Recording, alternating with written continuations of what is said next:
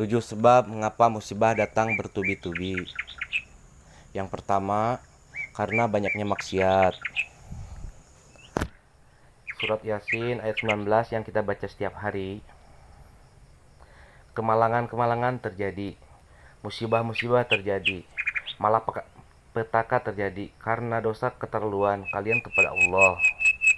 Yang kedua, karena banyaknya orang-orang berbuat jolim. Dengarkan surat Al-Qasas ayat 59. Kami tidak akan menghancurkan suatu daerah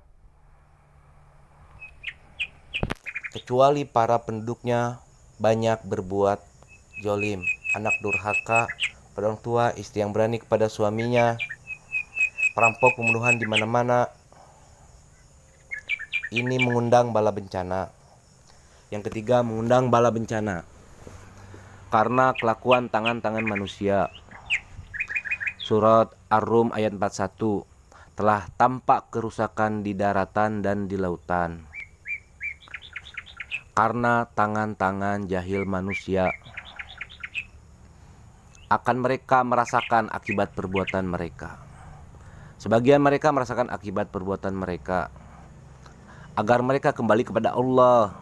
Yang keempat, bencana terjadi karena para tokoh melakukan kemaksiatan dan kejoliman. Dengarkan dengan iman, wahai penduduk Indonesia yang mulia. Bila kami ingin menghancurkan suatu negeri,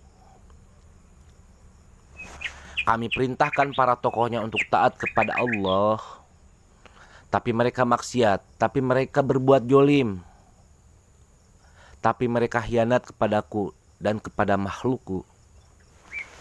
Maka haklah untuk mereka datang bala bencana, seperti kaum Ad, kaum Samud, kaum Lut, kaum Nuh.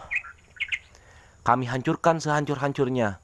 Siapa tokoh itu? Para pemimpin kita yang sumpah Al-Quran di kepalanya, demi Allah tidak korupsi. Lalu korupsi siapa lagi? Hartawan, orang-orang kaya yang dengan harta berpoya-poya, sombong, maksiat. Dengan kekayaannya di tengah banyak orang yang menderita. Siapa lagi? Ulama yang menjual ayat-ayat Allah dengan murah. Subhanallah. Yang kelima, mengapa bala bencana terjadi?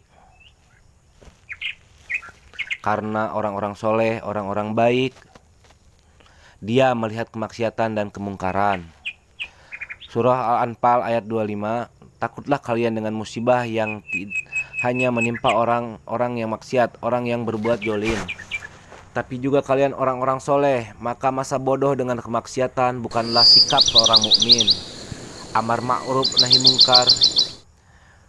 Yang keenam, justru karena rahmat Allah, karena peringatan yang Allah hadirkan, agar hadir mahkamah kesadaran kita. Ikhwan, dengarkan dengan iman. Surat Al-Baqarah ayat 115, 156, dan 157. Kami pasti uji kalian dengan sesuatu yang membuat kalian takut lapar, takut miskin, takut kematian. Tapi kabarkan berita gembira bagi hamba Allah yang sabar dari semua ujiannya, yang mereka berkata, sungguhnya kami milik Allah, dan sungguhnya kami akan kembali kepada Allah. Yang terakhir, yang ketujuh, ada yang nanya juga, bagaimana yang maksiat, yang selamat? Tenang-tenang saja. Yang berbuat jolim malah sukses. Di mana keadilannya? Allah Maha Adil. Dengarkan surat Hud ayat 15-16. Barang siapa mencari kesenangan dunia, lalu dia menghalalkan semua cara, apa kata Allah? Kami beri, tapi di akhirat tidak mendapatkan secuil pun kenikmatan. Malah nikmat di dunianya menjadi bahan bakar ajab untuk dirinya. Itulah istidraj. Lalu apa sikap kita sekarang? Orang beriman menjadikan peristiwa apapun sebagai jalan untuk mendekatkan dirinya kepada Allah.